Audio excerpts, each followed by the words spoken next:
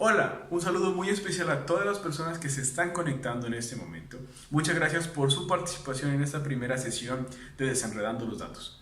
Soy Javier Suárez, cofundador de Bitbank Company y un apasionado por los datos y la inteligencia artificial. En Bitbank Company ayudamos a las empresas a construir soluciones tecnológicas que impacten en el mejoramiento de la operación de sus negocios a partir de sus datos. Trabajamos con diversos sectores resolviendo problemas desafiantes y como resultado de esta experiencia hemos identificado que el mayor obstáculo para llevar a cabo proyectos de datos o de inteligencia artificial en las empresas es la inexperiencia técnica y metodológica que las empresas generalmente tienen a la hora de llevarlos a operación. McKinsey resalta que tan solo 8 de cada 100 empresas consiguen resultados exitosos de este tipo de proyectos. Desenredando los datos nace con el propósito de cambiar esta situación y que cada vez más empresas consigan obtener mejores resultados de sus iniciativas de datos o de inteligencia artificial. Desenredando los datos se llevará a cabo el primer miércoles de cada mes y en cada sesión contaremos con invitados expertos con quienes hablaremos sobre un tema en particular que sabemos nos duele a todos los que de alguna forma estamos trabajando con datos. En estas sesiones compartiremos historias, estrategias y tips muy prácticos sobre este mundo con el único propósito de desenredarlos. En esta primera sesión de Desenredando los Datos vamos a resolver una pregunta y es, ¿por qué fallan los proyectos de datos y de inteligencia artificial? ¿Por qué las empresas generalmente no consiguen resultados exitosos de este tipo de iniciativas? ¿Cuáles son esos problemas o sea, situaciones que llevan a que ese tipo de proyectos o de iniciativas fallen en las organizaciones? Y para resolver este asunto, para desenredarlo, para desenredar esta pregunta, contamos con dos invitados expertos. Son unos cracks en datos y inteligencia artificial. Desde México, Luis Carlos Molina Félix y desde Colombia, Andrés Cosme. En esta oportunidad contamos con su experiencia y vamos a hablar alrededor de estos temas. Cada uno va a plantear sus puntos de acuerdo a su experiencia y vamos a irlos desarrollando. Vamos a iniciar para poder desarrollar esta pregunta con Luis Carlos Molina. Luis Carlos, bienvenido, muy buenas noches y un gusto enorme poderte tener en esta primera sesión de Desenredando los Datos. Si yo no tengo el equipo de cómputo con las tarjetas gráficas correctas, ¿sí? No voy a poder hacer, digamos, alcanzar y ser competitivo en el mercado. Y el otro tema es la desvinculación con el negocio. Si, por ejemplo, ahorita estamos trabajando con una empresa de, de agrícola y entonces si yo empiezo a trabajar, hoy lo que le preocupa mucho son sus cultivos y necesita un reconocimiento de imágenes, necesita varias cosas. Y si yo no estoy enterado de eso desde el área de trabajando internamente, no estoy enterado de cuáles son las necesidades de la empresa, del negocio, y estoy a lo mejor ofreciendo temas hacia los clientes, a que se sientan más cómodos o cosas de ese tipo, entonces me desvinculo del negocio. Entonces, ¿cuál es el gran problema aquí? Que necesitamos tener a las personas correctas, con las tecnologías correctas y respondiendo a las necesidades del negocio, ¿sí? Que tengan en ese momento. Ese negocio necesita ser muy rápido, o sea, necesita respuestas rápidas. Si yo voy a desarrollar un algoritmo, ¿sí? Y aquí Andrés le voy a dar la pauta, pero si yo voy a desarrollar un algoritmo, a lo mejor de reconocimiento de voz, me puede tomar hasta un año. Entonces hoy también ha cambiado mucho la inteligencia artificial, el desarrollo de la inteligencia artificial de la programación, en el sentido de que ya no inventes lo que ya se hizo mucho tiempo. Ya mejor vete a las aplicaciones, ¿sí? que están en este momento, funcionando, que son de uso, que las venden inclusive, y algunas son de uso público, pero que lo más importante es dar la respuesta lo más rápido posible, ¿no? Porque si yo te llego con la necesidad, a lo mejor una semana después de que tú la necesitabas, el proyecto, aunque sea, cumpla todos los requisitos, se va a llamar un proyecto fracasado, ¿no? Entonces, ahí sería mi primera contribución a esta pregunta. Bueno, coincido con lo que menciona Luis de esa triada, pues que es muy importante mantenerla balanceada.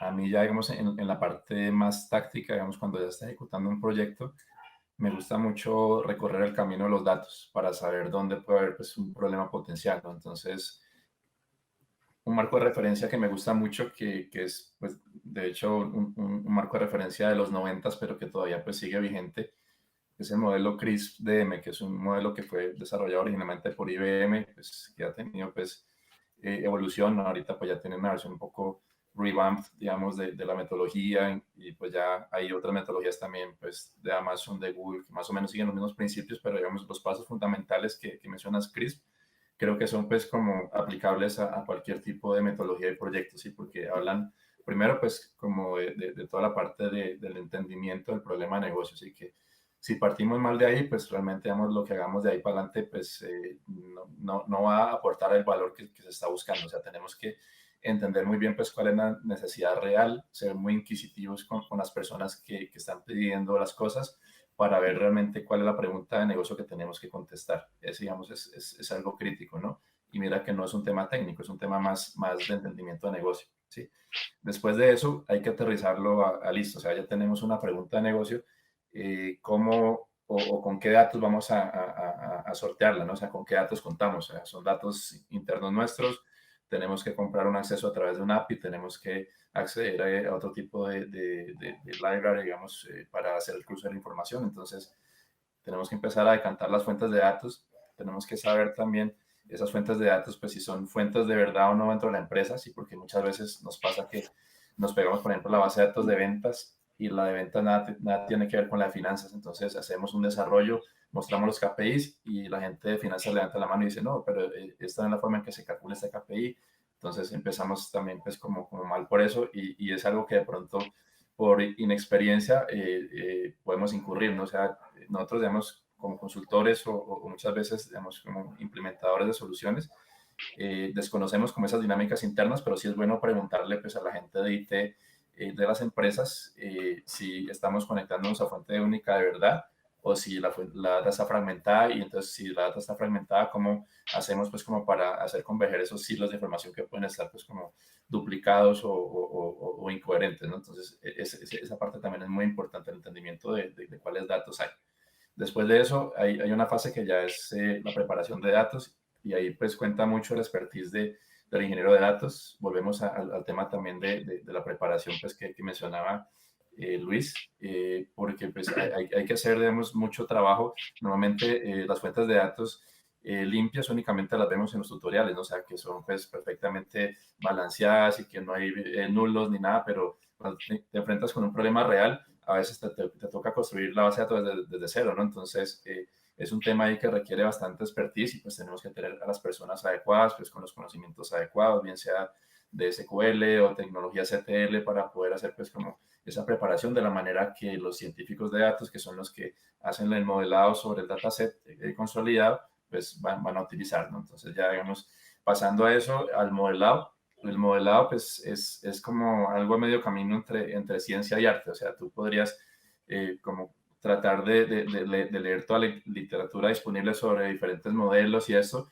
pero eso no hace que tú tengas pues como la expertise de saber cuál modelo funciona mejor, eso te lo da más la experiencia, ¿no? Entonces, también ahí vale la pena saber pues también contra qué tipo de pregunta nos estamos enfrentando y qué tipo de expertise requieres para resolverla, ¿no? De pronto no es un solo científico de datos, sino que tienes que tener como un equipo grande, interdisciplinario, de pronto con experiencia en diferentes dominios de aplicación para poder responder esa pregunta, ¿no? Y muy ligado pues al modelado, pues está la parte de la evaluación de las métricas, ¿no? Entonces, esa evaluación de métrica, pues hay una evaluación de KPIs intrínsecos y otra KPIs que son de negocio. Entonces, hay que hacer siempre un mapeo entre lo que son las métricas de los modelos, o sea, el accuracy, el recall, todo lo que sabemos, la curva ROC, que determina pues la bondad de un modelo, eso realmente se me traduce o no en lo que es el indicador de negocio que yo estoy buscando, ¿no? Entonces, esos pasos, digamos que son pasos, yo creo que transversales a cualquier metodología, hay que cuidarlos mucho y ir revisando, pues, cuáles son los problemas potenciales que se pueden dar en cada etapa y tener también, pues, la gente preparada para poderte ayudar en caso, pues, de que encuentres alguna dificultad como las que estoy sugiriendo, pues, que pueden haber más, obviamente, pero, pues, menciono, pues, como las que se me ocurren en el momento. Buenísimo, Andrés. En ese caso, digamos, para redondear los dos puntos que ustedes plantean, Luis Carlos menciona sobre lo oportuno que debe ser la solución. Digamos que hay una ventana de tiempo que de alguna forma debemos considerar para que nuestro proyecto, el resultado como tal de nuestro proyecto dé el impacto que se requiere en el negocio. Y Andrés menciona que hay una metodología que es importante conocer para poder llevar a cabo de forma exitosa este tipo de proyectos y nos ha venido, digamos, mencionando un paso a paso dentro de esa metodología. Creo que son dos aspectos clave que las empresas cuando llevan ese tipo de proyectos deben tener en cuenta. Entonces, esa ventana de oportunidad, como también tener en cuenta una metodología clara para poder llevar a cabo los proyectos. No sé si lo cogí bien la idea en ese caso, Luis Carlos y Andrés. Como segundo punto que plantearías, Luis Carlos, para poder evitar que los proyectos, de ese tipo de proyectos fallen en las empresas. Bueno, quizá lo más importante de todo es regresar a las bases. Yo siempre, cuando tengo dudas, me voy a los orígenes de la inteligencia artificial, porque esto ya, vaya, muchas cosas ya se han hecho. ¿En qué sentido voy?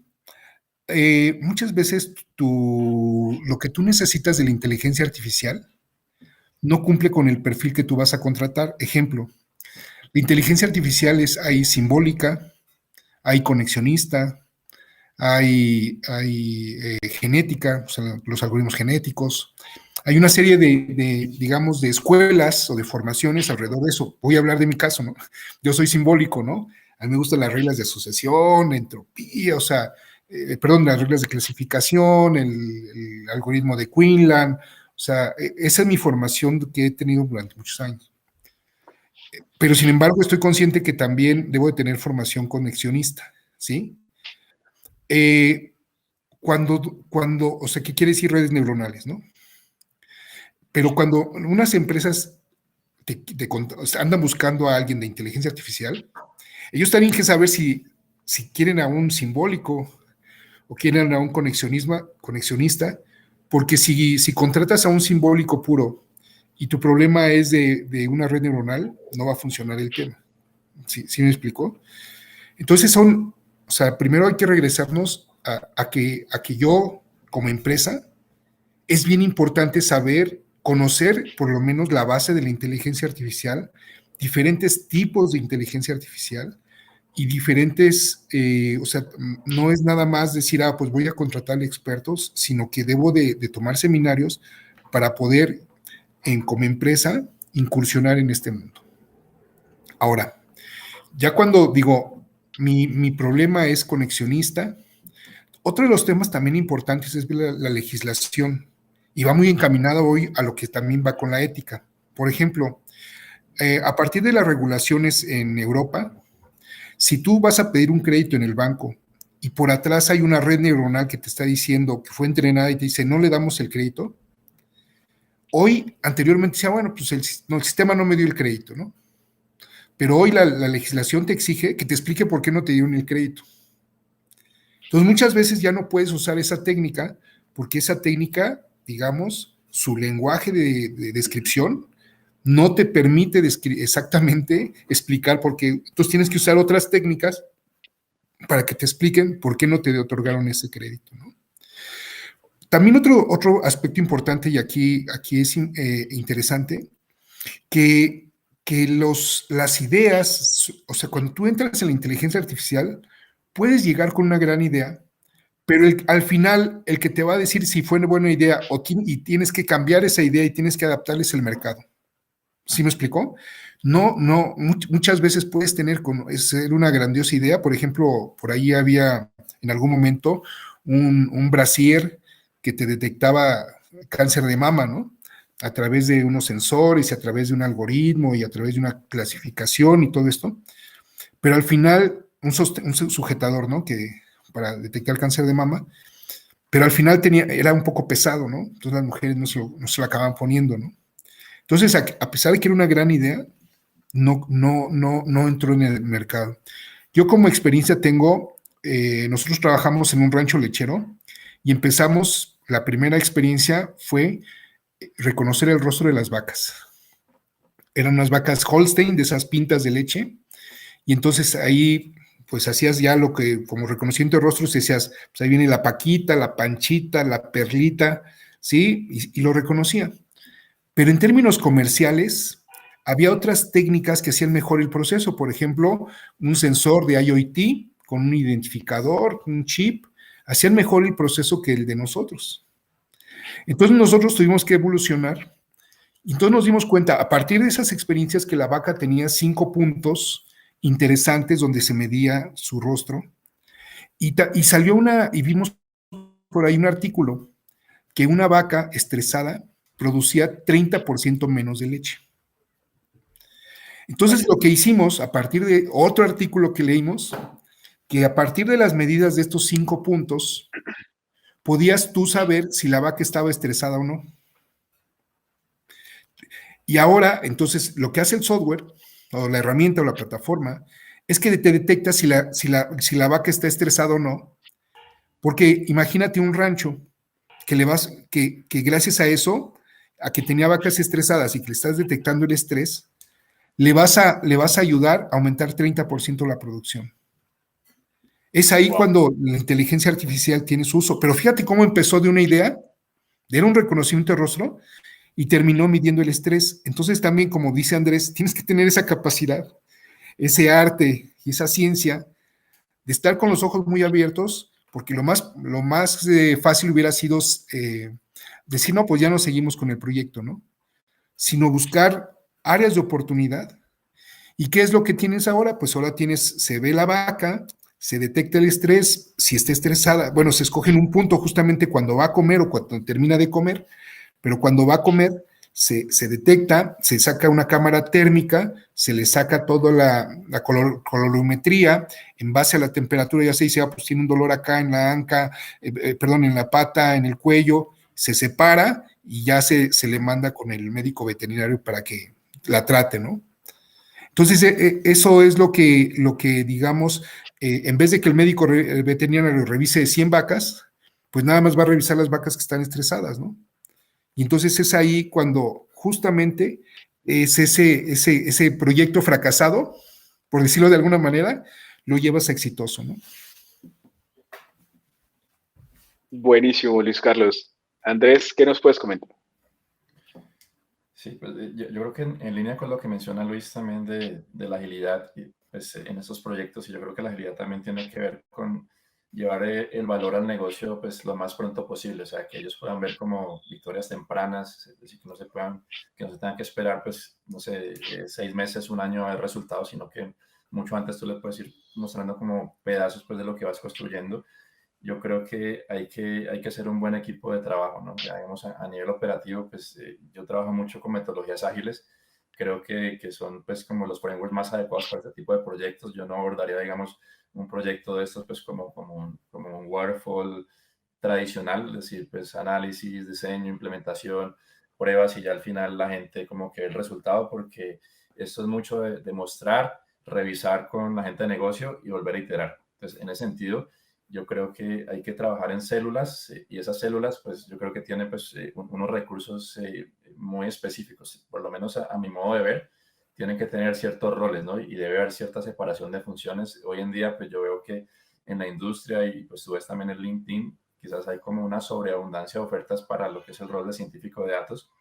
Estoy de acuerdo de que es un rol importante, pero no es el único. Y muchas veces las empresas pues dicen, voy a hacer un proyecto artificial, listo, contratemos 2 científicos de datos que ellos ahí sacan adelante la iniciativa, pero no es tan así, no es tan así por la sencilla razón de que hay que cubrir diferentes aristas de lo que es pues como la exploración de un proyecto o el abordaje de un proyecto de inteligencia artificial. Por un lado, debe haber expertise en el dominio específico, por ejemplo, el que mencionaba Luis de veterinaria, pues yo debería trabajar con un veterinario, ¿no? Porque él mejor que yo sabe si los resultados de mi modelo pues son buenos o no, ¿no? O sea, yo digamos como científico de datos tengo unas métricas, pero no sé esas métricas realmente qué significan para la persona que sabe el dominio, ¿no? Entonces tengo que tener esa persona apoyándome a mí, sí o sí, y tengo que tener pues dedicación de esa persona, no es que simplemente el científico de datos tiene que hacerlo y por allá el veterinario pues ni le contesta la llamada ni nada, entonces hay que asegurar, digamos, como gerente de proyecto o como persona que pues patrocina la iniciativa, que esta persona tenga buena dedicación y que le dedique tiempo al científico, ¿sí? El científico obviamente es parte integral y pues es el que hace el modelado, prueba el modelo, revisa pues si está prediciendo bien o si está haciendo pues la clasificación de la manera que se requiere. Necesitas también hoy en día un arquitecto. Normalmente, digamos, las soluciones ya casi todas se montan sobre cloud y pues en esto yo he visto una evolución grandísima. O sea, desde que empecé a trabajar con clusters de Hadoop, que era ya pues empresas que tienen que comprar una granja de servidores y tienen que desembolsar cierto dinero pues para hacer este tipo de analítica. Ya hoy en día cualquier startup, cualquier empresa puede empezar chiquito, ¿sí? Puede empezar abriendo una cuenta en AWS, abriendo una cuenta en Google Cloud. Entonces tienes que tener una persona que conozca eso y conozca cómo montar los servicios y combinarlos de la manera que respondan a la arquitectura que tú estás planteando, ¿no? Entonces ese rol también es importante, ¿sí? Y por el otro lado, la persona pues que es experta en la parte de la data, o sea, el ingeniero de datos, el que sabe cómo conectar esas fuentes, lo que yo les comentaba, y hacer los cursos de información, aplicar la capa ETL, hacer la limpieza. Muchas veces eso se combina, digamos, con el científico de datos, pero pues yo creo que en el deber ser deberían ser como capas separadas, ¿sí? Para que cada uno pues como que se enfoque pues en su área de expertise. Entonces, esa es como mi recomendación de constituir una célula mínima como para abordar este tipo de proyectos y garantizar pues que la dedicación de esas personas pues realmente sea la que el proyecto amerita, ¿no? O sea, que no sea a medias, que se le deje pues como toda la carga operativa y que el éxito del proyecto dependa únicamente del científico, pues no. O sea, hay que saber cómo sponsorearlo, digamos, y cómo lograr pues que el equipo trabaje de forma armónica y como se debe. Buenísimo. Veo mucha alineación en este segundo punto, donde Luis Carlos plantea que debe haber una expertise, ¿no? Que dependiendo del problema, muchas veces él retorna a la base, retorna a sus orígenes, fue algo que mencionó. Y según sea el problema, la idea es ver cómo nosotros le empezamos a dar la vuelta o cómo nosotros empezamos a indagar mucho más para no descartarlo de entrada, sino ver en qué me puedo apoyar, en qué expertos me puedo apoyar o en qué otras técnicas me puedo apoyar, si una técnica pudo haber funcionado en un dominio, digamos, bueno, X diferente, o como el reconocimiento facial, por ejemplo, en humanos, porque no podemos traslapar esas otras técnicas a la parte, digamos, agro, o en este caso, lo que nos comentabas de las vacas, por ejemplo. Y por el lado de Andrés, me parece súper interesante que nos habla también de, digamos, continuar con el tema metodológico, pero también cómo debemos contar con diferentes roles expertos para poder hacer match con esos expertos que conocen como tal el dominio, ya sea agro, salud, vigilancia, etcétera. Y como otros expertos ya de datos, donde tenemos los que están enfocados en la parte de infraestructura, en la parte de algoritmos, en la parte de metodologías, etcétera. Podemos hacer trabajo en conjunto para poder resolver esos retos. Entonces, eso es lo que puedo entender de este segundo punto que ustedes están atacando y que de alguna forma los veo muy alineados en la parte de expertise y cómo hacemos equipo para poder resolver un problema de analítica. Genial. Luis Carlos, ¿qué nos cuentas como último punto para poder responder a esta pregunta de por qué fallan los proyectos de analítica e inteligencia artificial?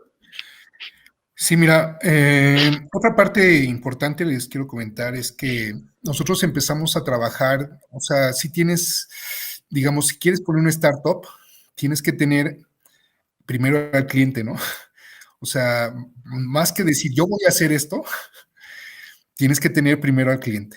O sea, primero tienes que tener bien detectada la necesidad de quién te la va a comprar.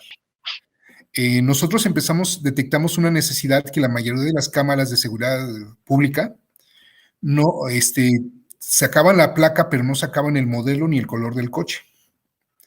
Entonces empezamos a trabajar sin que tuviéramos a ese usuario, por decirlo de alguna manera, sin que tuviéramos a un sponsor, sino una iniciativa propia, detectando una necesidad y detectando futuros clientes. Y eso nos llevó a conocer a una empresa italiana, donde esta empresa es una empresa muy grande que tiene una cámara lectora de placas, pero a través de hardware. O sea, dentro de la cámara se hace todo el reconocimiento de la matrícula. Esto es interesante porque ya no te manda la foto en el ancho de banda, sino ya te manda la matrícula. O sea, entonces ahí te ahorra, no te imaginas, mucho. mucho.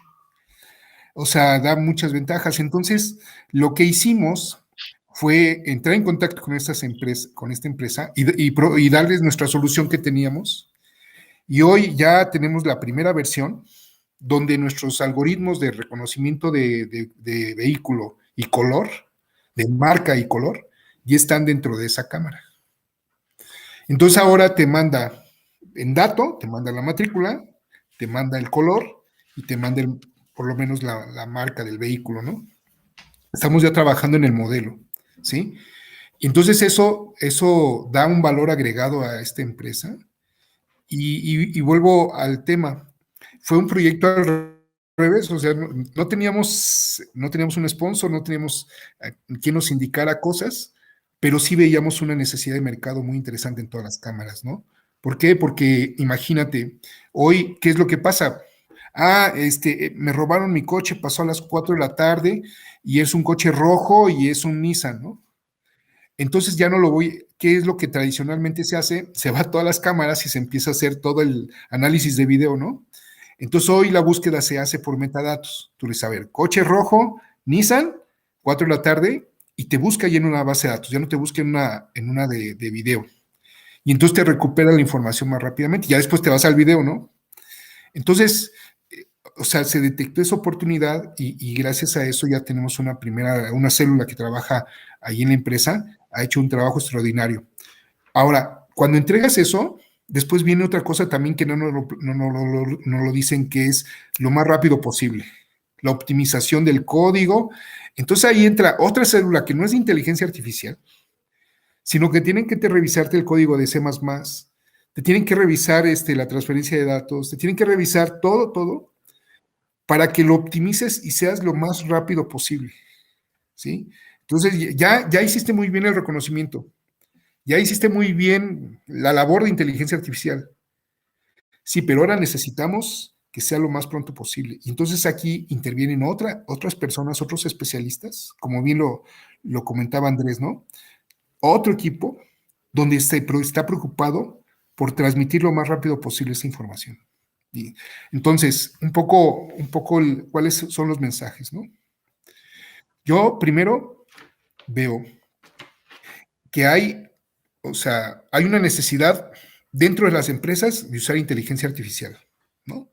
Por ejemplo, hoy es dar de alta un cliente, pues hoy en el banco, ¿no? Ya no tengo necesidad de ir al banco, ya pongo mi foto, me escanean mi foto, pongo mi documento de identificación, me lo escanean, me lo validan, hay una serie de cosas y yo ya por lo menos ya no voy al banco, ¿sí? Entonces ya vemos el uso de la inteligencia artificial ya en nuestros teléfonos, ¿no? Ahora, pero ¿qué pasa? Si yo soy un joven y quiero hacer una startup y de inteligencia artificial, pues aquí es un poquito al revés. Vámonos primero, no tanto a qué idea tengas, sino cuál es la que el mercado está dispuesto a adquirir y a comprar. Hace investigaciones, habla con empresas, ¿sí? Porque siempre digo, el caso que debemos de admirar siempre es cuando se desarrolló el sistema operativo, el DOS, ¿sí? El de IBM, que se lo vendieron a IBM, el sistema operativo y todavía no estaba hecho, ¿no? Entonces, yo siempre pienso que eso debe ser nuestro modelo de negocio en inteligencia artificial.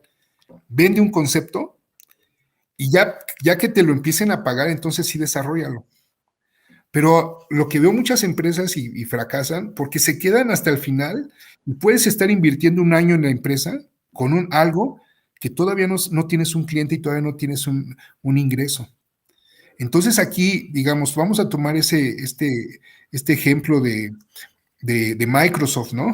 De cuando inició Microsoft, vendió un proyecto que todavía no estaba hecho y se lo pagaron y gracias a eso se capitalizó. Entonces aquí también tenemos que pensar no solo en inteligencia artificial, sino en un modelo de negocio para capitalizar a la inteligencia artificial. Hablando principalmente de estos jóvenes que nos van a revolucionar todo, pero que aquí no es un tema técnico, es un tema de modelo de negocio. Entonces vayan a un banco, entren con el área de innovación, platiquen y digan qué están queriendo hacer, qué la área de innovación quiere también Y entonces, mira, yo te lo hago, vamos a hacer un primer proyecto, te cobro tanto, y entonces ya voy a capitalizar una idea, ¿no? Esa es una recomendación que tengo para estos jóvenes que nos están escuchando. Buenísimo, Luis Carlos. Si hay alguien que esté precisamente liderando una startup, liderando eh, un modelo en una startup, como lo mencionaba Luis Carlos, creo que lo que nos acaba de comentar es extremadamente valioso. No sé, Andrés, ¿qué nos puedes comentar como tercer punto? Sí, yo creo que lo que escribe Luis pues, es muy acertado, o sea, buscar como ese fit entre el producto y el mercado es importante.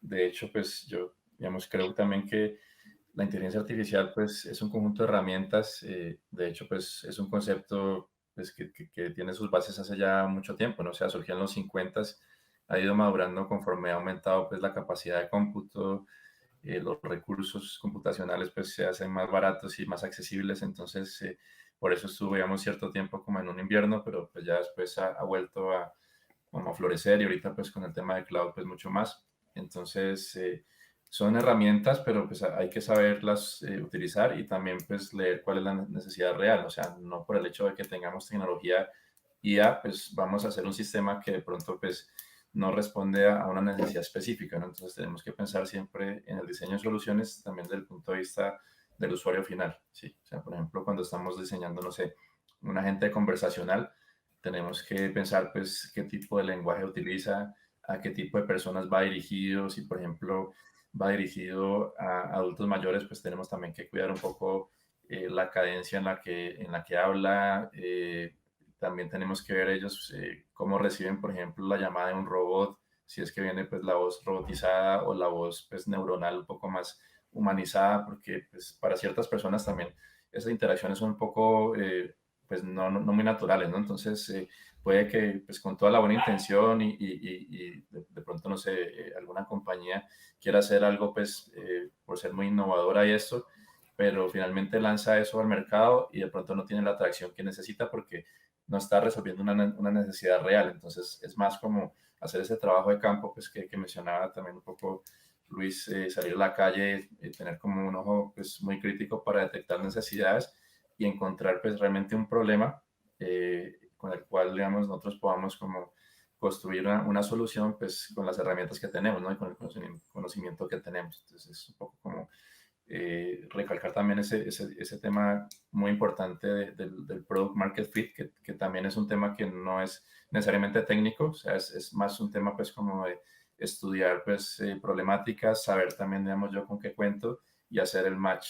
Es como mi recomendación y creo que también aplica mucho pues para temas de startups o incluso pues intraemprendimiento. Lo que yo hago, por ejemplo, tiene como tintes de intraemprendimiento porque siempre estamos como jugando con nuevas tecnologías y mirando esas tecnologías, cómo les sirven las necesidades de los usuarios que ya tenemos, ¿no? Entonces, tenemos que también hacer pues, mucho trabajo de campo con personas, entender ellas, digamos, cuáles son como sus frustraciones, sus dolores, y a partir de eso ya podemos empezar a mapear, ok, este dolor específico o este grupo de dolores específicos, los puedo trabajar con esta tecnología y podría darle pues como este resultado, que es básicamente una optimización de un proceso de negocio, ¿sí? Entonces, con eso pues yo consigo innovar y sé que estoy resolviendo realmente una necesidad, algo que a alguna persona le duele y lo encuentra útil. Andrés, muchas veces, y de hecho, por experiencia propia nos ha pasado, nos enamoramos quizás de una solución, pero esa solución muchas veces no está ligada a un problema real o a un problema que esté atado a un modelo de negocio o algo que podamos resolverle y mejorarle quizás la calidad de vida de alguien o de una empresa. Entonces nos desconectamos un poco de esa parte del negocio y nos enfocamos tanto en crear la solución y en perfeccionarla cada vez más, en hacerla que funcione cada vez mejor, pero nos desligamos quizás del feedback que nos puede dar el mercado, del feedback que nos pueden dar para quien estamos pensando en eso. Y definitivamente ese es un problema tremendísimo, tanto a nivel en startups o a nivel de grandes empresas que están llevando iniciativas dentro de sus organizaciones. Y lo hemos vivido y también pues hemos visto cómo otras empresas también los ha vivido y creo que es una de las cosas, enamorarse de una solución que esté totalmente desligada de las necesidades del mercado es un tremendo tremendo inconveniente para una compañía. Pues caballeros, se nos está terminando el tiempo. De verdad que ha sido muy, muy interesante todo lo que nos han comentado esos 3 puntos. Me gustaría cerrar rápidamente con un consejo por parte de ustedes a todas estas empresas que están naciendo quizás con esas iniciativas, o aquellas empresas que están un poco más avanzadas, que ya han hecho experimentos, que ya han hecho pilotos, o incluso que ya están llevando o escalando a producción ese tipo de iniciativas para que lo hagan cada vez mejor y quizás no fallen en el intento. Entonces, ¿qué nos podrían recomendar los que estamos en este mundo de los datos y la inteligencia artificial? Bueno, yo lo primero que diría es que entren a estos foros. Primero agradecerte, Javier, el preocuparte por divulgar estos foros, porque estos foros, estas lecturas, abren la mente de las necesidades. Y voy a hablar de un ejemplo en particular, para que vean que donde menos pensamos que puede haber inteligencia artificial, y aparte inteligencia artificial pegada a un ERP, es donde muchas veces existen estos foros. Entonces, lo primero que les diría a todas estas personas, que estén en constante interacción en estos foros de inteligencia artificial. Ahorita en la mañana fue el de Canime o Canime, ¿no? El evento de la plataforma. Entonces, que estén constantemente, o sea, hay que estar pegado al tema. Ese es número 1. Y hay que estar escuchando todos los casos y verosímiles que suelen pasar en el tema. Porque de ahí parten esas ideas y esta generación y ese marco que nos va a ayudar a ser propositivos en la empresa. Porque al final, a nosotros, cuando estamos en una empresa, nos pagan por nuestras ideas. No nos pagan por hacer cuestiones manuales, ¿no? Sino nos pagan por nuestro talento. Entonces, si llegamos queriendo hacer lo mismo, tenemos que tener una mente muy disruptiva alrededor de hacer las cosas diferentes, ¿no?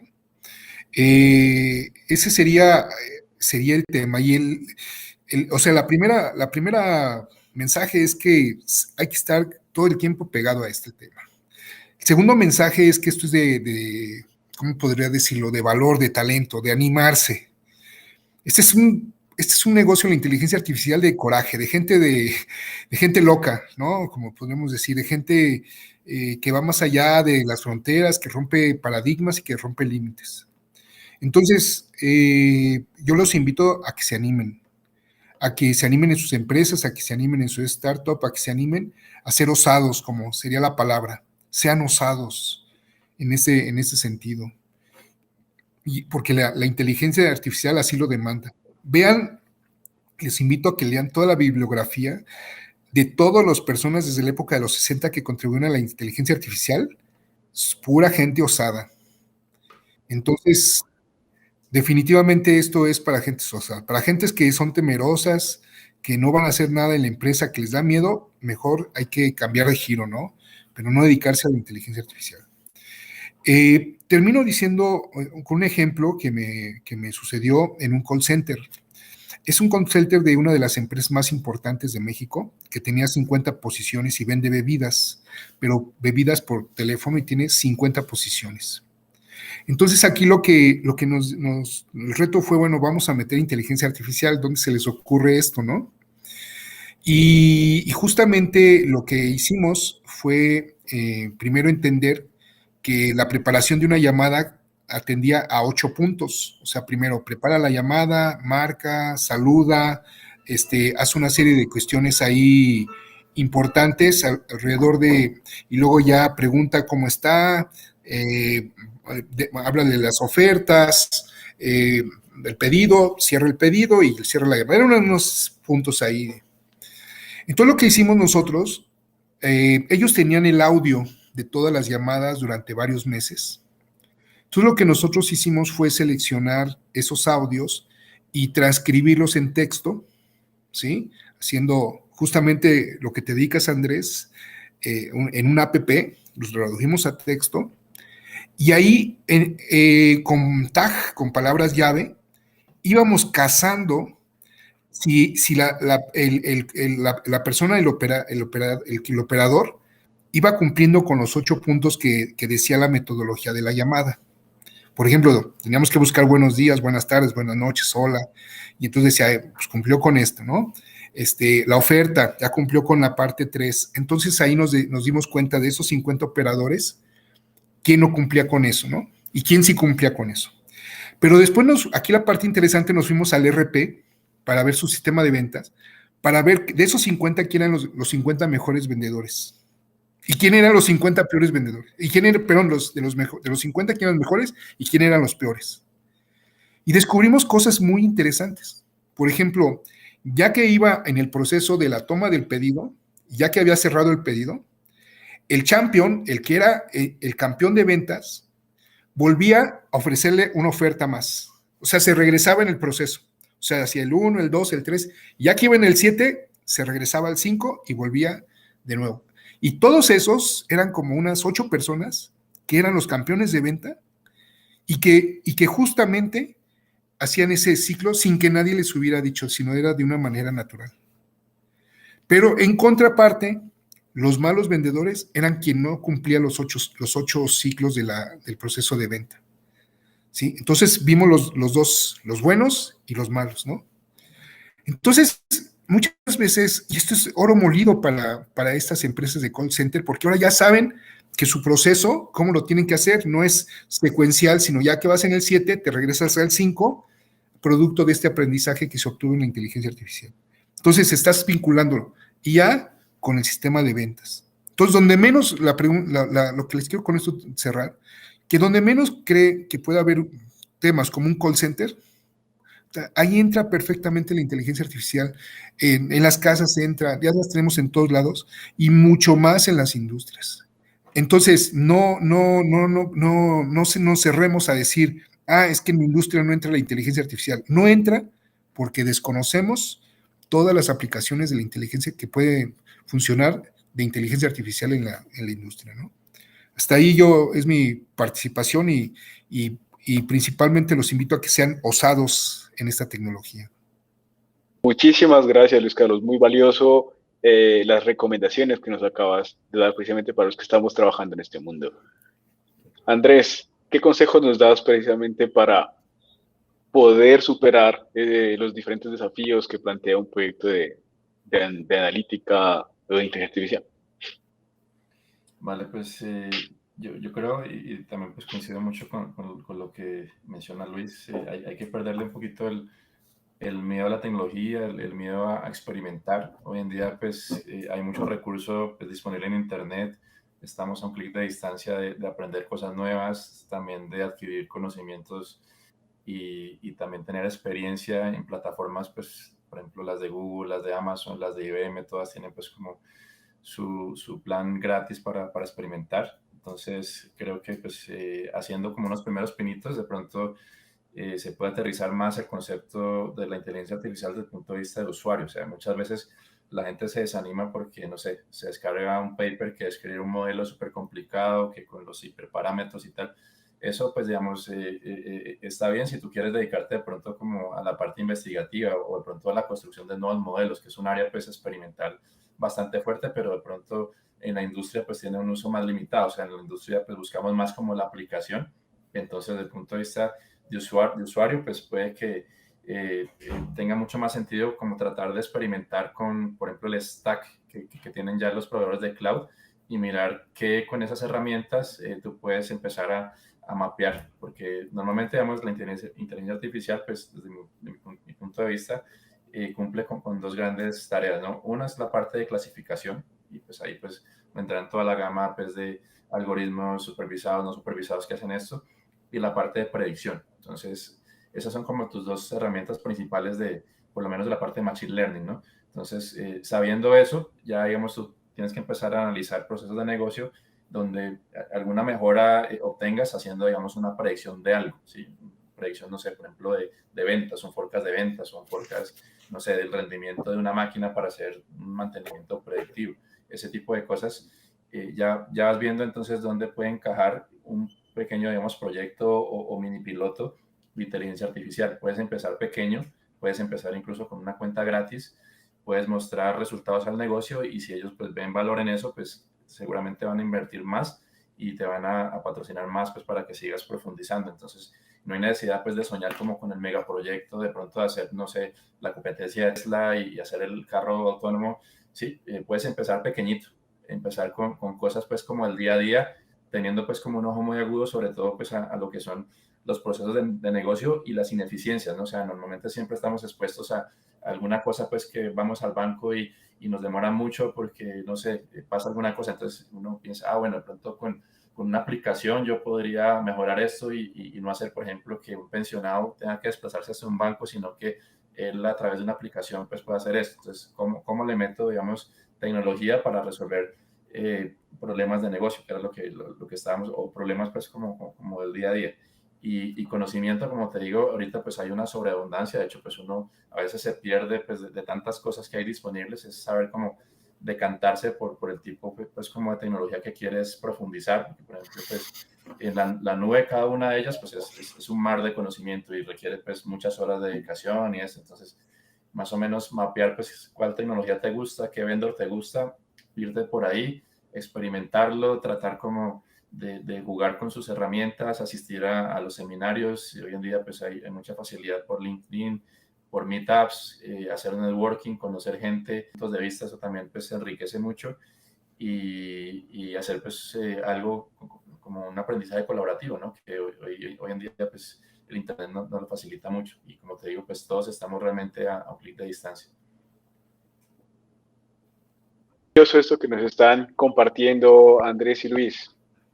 Ser osados, atrevernos, ser curiosos, obviamente profundizar y estudiar.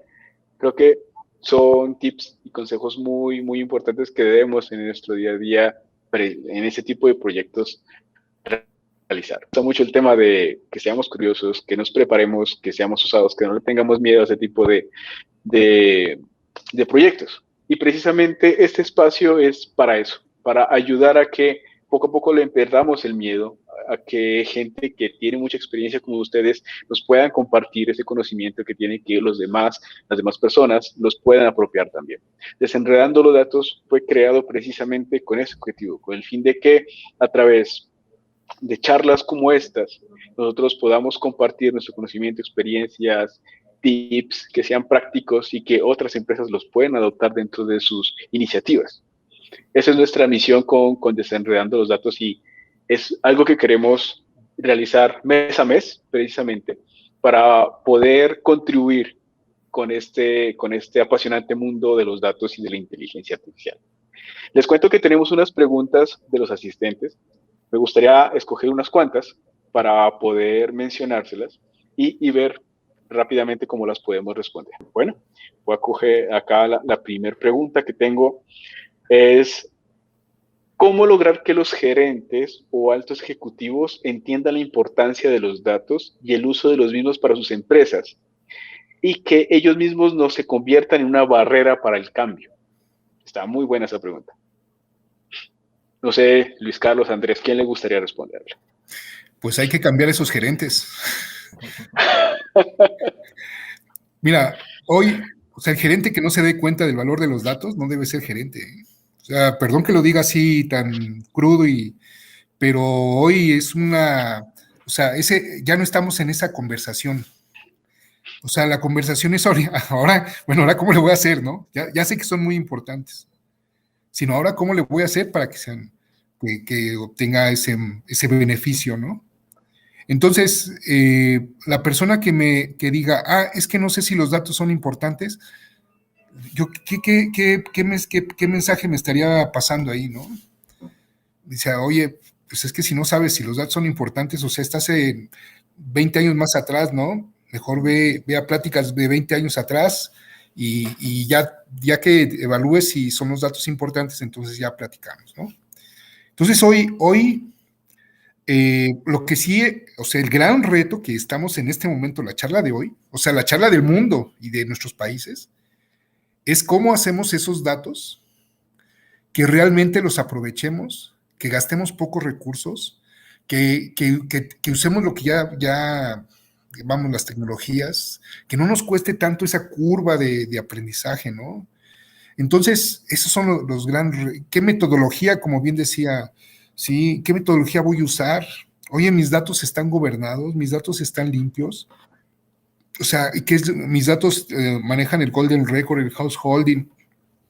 Entonces, en ese sentido, yo creo que hoy son las grandes preguntas, ¿no? Hoy hay una necesidad más bien de gobernar mis datos. Esa es la conversación que tenemos, yo creo que en nuestros países, hablando de México a Colombia, ¿no? En mi experiencia. ¿Qué tenemos que decirle a ese gerente? Primero, uno, que ya hay metodologías, por ejemplo, si ustedes entran a dama.org, el capítulo Dama Colombia, Dama México, hay ya una metodología de gobierno de datos con un diagrama de barra de pastel, que son 10 acciones que debo tener sobre interoperabilidad, dato maestro, metadato, limpieza, o sea, ya hay 10, donde yo debo de evaluar de esas 10, tengo que evaluar en qué momento estoy, ¿no? O sea, yo hago una proyección, cómo me veo de aquí al 2025 con estos datos, y bueno, y en temas de seguridad, ¿cómo voy al 2021? En temas de interoperabilidad, en temas de dato maestro, en temas de metadato, en temas de analítica, y entonces eso se llama como un diagnóstico, o en inglés que le llaman el assessment. Hay que tomar un curso de DAMA, que son esos de 3 días, ¿no? También para que se sepa lo que es el gobierno de datos. Entonces, hay que empezar por ahí, por ese diagnóstico. Este diagnóstico me va a dar la línea para decir, ¿sabes qué? Estás mal en seguridad, tienes varios temas de seguridad importantes. ¿Sabes qué? Tienes problemas de limpieza de datos. ¿Sabes qué? Como tienes archivos legados, tienes cosas de ese tipo, tienes un grave problema de interoperabilidad, ¿no? ¿Por qué? Porque tienes datos duplicados. Entonces, yo creo que más bien es llevarles estas propuestas de gobierno de datos. O sea, hoy no solamente quiero los datos limpios, sino los quiero gobernados, ¿no? Entonces, en ese sentido, yo le diría, más bien, involúcrate. Dama tiene un Dama Book, un DIM Book que le llaman, en español, en castellano y en inglés. Entonces, se han hecho unos esfuerzos muy grandes aquí, Dama México, para traducirlos y para que toda la gente llegue a estos. Y hay infinidad. Si ustedes le ponen Dama o Data Management Association o metodología Dama de YouTube, de videos sobre esto. Entonces yo creo que más bien aquí sería acercarle a este gerente estas metodologías para que él pudiera entender un poco más que sus datos necesitan ser gobernados, ¿no?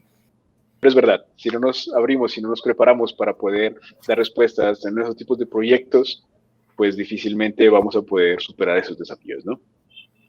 Si les parece, voy a hacer otra pregunta y si quieres, en este caso sea Andrés. Tenemos varias preguntas. Lástima que el tiempo se nos está terminando. Voy a escoger otra por acá de forma aleatoria. Martín nos pregunta, ¿cómo saber si una compañía está lista para emprender un proyecto a nivel de analítica? Es una muy buena pregunta. Yo diría que pues también tiene que ver mucho el tema de la madurez en cuanto a gestión de los datos, todo el tema del data management que menciona Luis a través pues como de todo el estándar de la metodología de DAMA.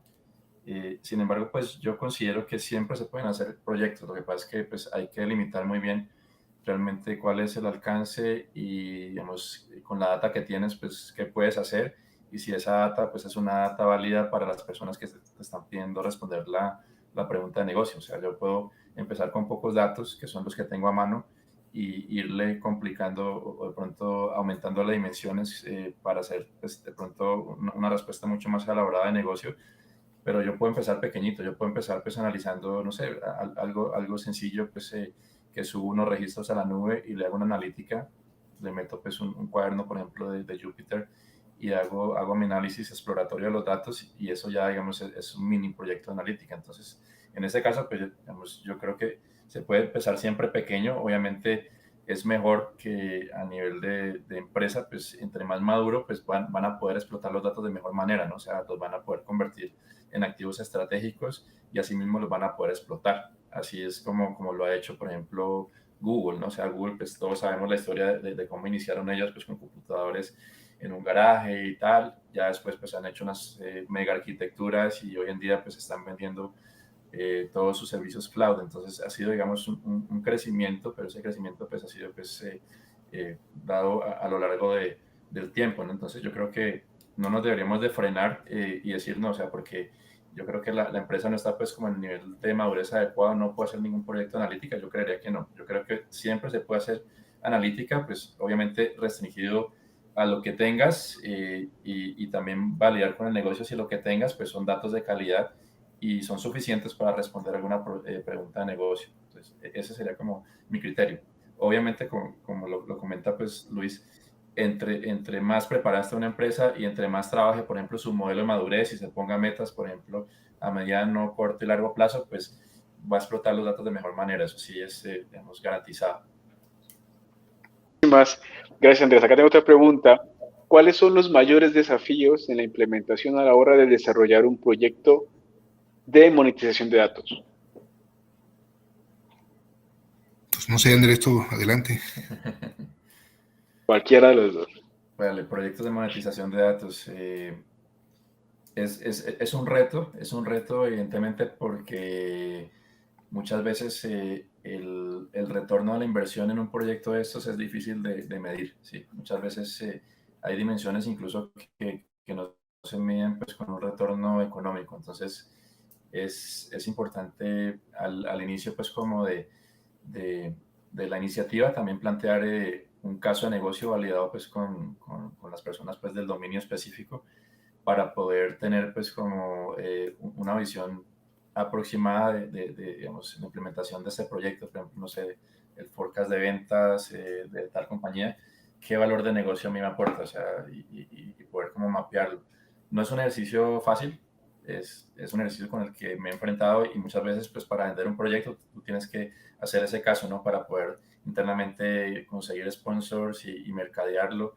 Y es un tema pues que muchas veces requiere de una expertise un poco fuera de la caja, o sea, no tan técnico, sino más como de medir beneficios. O sea, en ese caso, por ejemplo, de monetización, o sea, cómo digamos, monetizas la información, o sea, cómo monetizas ese activo. Por ejemplo, no sé, el Weather Channel, que es, digamos, ahorita propiedad, creo que de IBM, es un ejemplo muy claro de un modelo de negocio en el cual, pues, esa data, pues, que es data, digamos, de forecast de predicción de tiempo y eso se monetiza, ¿no? Entonces, tenemos que entender, pues, como de manera muy profunda cuál es el valor de esos datos y finalmente, pues, quién estaría dispuesto a pagar por esos datos si es que los vamos a vender o si los vamos a utilizar, finalmente eso, cómo se traduce en una ganancia de negocio, ¿no? O sea, ahí, digamos, yo lo linkeo, por ejemplo, a un proceso de negocio y si yo, por ejemplo, hago una eficiencia en ese proceso de negocio, pues, por ejemplo, puedo ahorrar tanto dinero o puedo ganar tanto dinero, ese sería como el retorno de inversión de ese proyecto. Entonces, siempre, pues, hay que tratar de mirar, pues, finalmente la iniciativa que tú estás haciendo, qué tipo de proceso de negocio está o procesos de negocio está soportando y si el retorno lo vas a ver, pues bien sea vendiendo el acceso a esos datos, que es digamos, una forma de monetizarlo, o si tú, por ejemplo, procesas datos y esos datos, no sé, te generan algún acceso que otra persona está dispuesta a pagar, ¿no? Entonces, hay muchos modelos, pues, como de monetización, pero siempre y cuando tú tengas muy claro, pues, como cuál es el valor y finalmente cuál es el retorno de la inversión que esperas, porque todo proyecto cuesta, ¿no? Así sea un piloto, tienes que invertir tiempo, que tienes que invertir recursos y pues la empresa también pues tiene recursos siempre pues, son limitados, ¿no? Entonces también tienes que justificar pues la inversión que se haga, finalmente eso que te atrae, ¿no? Muchísimas gracias. Aquí hay otra pregunta y creo que va dirigida para Luis Carlos, de José Julián. Dices, ¿qué piensas de la adopción de la tecnología por parte de personas mayores? Justo para el ejemplo de la inteligencia artificial en el banco.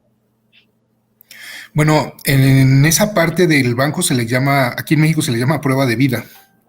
Entonces, para que estas personas no se desplacen, se les hace un reconocimiento de voz. Primero se les captura y luego se les hace un reconocimiento de voz y vamos a pensar en algunas malas prácticas, ¿no? Yo le puedo grabar la voz a la persona y ponerla en un reproductor y ponerla ahí que es la prueba de vida, ¿no? Entonces ya hay algoritmos que te detectan inclusive si estás haciendo la reproducción de la voz a través de un teléfono, ¿no? Por decirlo de alguna manera. Yo creo que, y a lo mejor va a suceder, va a parecer muy, muy curioso, pero la inteligencia artificial nos ayuda a ser más perezosos, ¿no? O sea, o sea, quien hizo el control remoto de la televisión era alguien que no quería levantarse y cambiarle de canal, ¿no? Entonces, en ese sentido, yo creo que la inteligencia artificial está ayudando mucho a las personas a los adultos mayores en alertamientos. Por ejemplo, hay una aplicación que te detecta si el adulto mayor se cayó, está en el suelo. Inmediatamente, si está en el suelo, dispara una alerta ahí al 911 para que vaya y atiendan a esta persona, ¿no? Entonces, en el mercado hay varias aplicaciones para adultos mayores. Hay precisamente, ahorita con el IoT, ya el adulto mayor se toma la medición digamos, de la presión, de varias cosas, se guarda y ya los algoritmos están calculando si tiene presión o no para dárselo al médico de una manera más, algo tienen tal parte, ¿no? Entonces, yo creo que en ese sentido están ayudando, está siendo de gran ayuda todo lo que se está desarrollando alrededor de las personas de adultos mayores. Y yo creo que aquí apenas se está descubriendo este nicho, pero yo creo que es un nicho que tiene bastante potencial por todo lo que, porque hoy o sea, nosotros como países nos estamos envejeciendo, o sea, ya va pasando que España, ¿no? Que es un país ya de gente adulta, ¿no? Y que cada vez hay menos niños. Entonces hoy estas tecnologías tienen que estar orientadas hacia donde va digamos, donde está un porcentaje muy importante de la población. Nuestra misión pues es poder precisamente, ojalá crear más soluciones en las que podamos mejorar la calidad de vida de ese tipo de poblaciones y de otro tipo de poblaciones, obviamente. Luis Carlos, Andrés, de verdad agradecerles muchísimo por su tiempo, por toda la experiencia, los consejos, las recomendaciones que nos dan. Ha sido muy valioso para nosotros y espero que a los asistentes igualmente les haya gustado y hayan aprendido mucho de las experiencias de estos dos cracks en la materia. Esperamos más adelante, ojalá poder contar con ustedes también. Sería por ahora todos aquí. Quiero agradecer también a los asistentes que nos han acompañado durante estos 60 minutos, esta hora. A las preguntas, disculpas a los que no alcanzamos a responderles todas las preguntas, nos comprometemos a hacerlo de alguna forma a través de los comentarios que nos han venido dejando o del chat que tenemos acá. Vamos a procurar hacerlo y me gustaría anunciar algo. Nosotros queremos dejar esta grabación para que las personas que no pudieron asistir por alguna razón o que tuvieron que salir y volvieron a entrar después para que puedan verla. El conocimiento se multiplica cuando lo compartimos. Así es que si saben de alguien que les pueda servir esta sesión, esto que compartimos en este espacio, por favor compártela, sean amigos, colegas. Nuestro objetivo es difundir precisamente el conocimiento y poder contribuir en que cada vez más empresas puedan llevar a cabo proyectos exitosos, puedan llevar a cabo ese tipo de iniciativas de forma exitosa para disparar su crecimiento o para mejorar la calidad de vida de alguien o para mejorar o alguna situación o un proceso. Nosotros también queremos hacer algo bien interesante y es que las personas que más compartan esta charla, nuestra primer charla, queremos regalarle una consultoría por parte de Bitban, con el fin de que nos sentemos a charlar precisamente de cuáles quizás iniciativas se estén dando dentro de su organización o qué problemas o desafíos se están enfrentando alrededor de analítica o inteligencia artificial.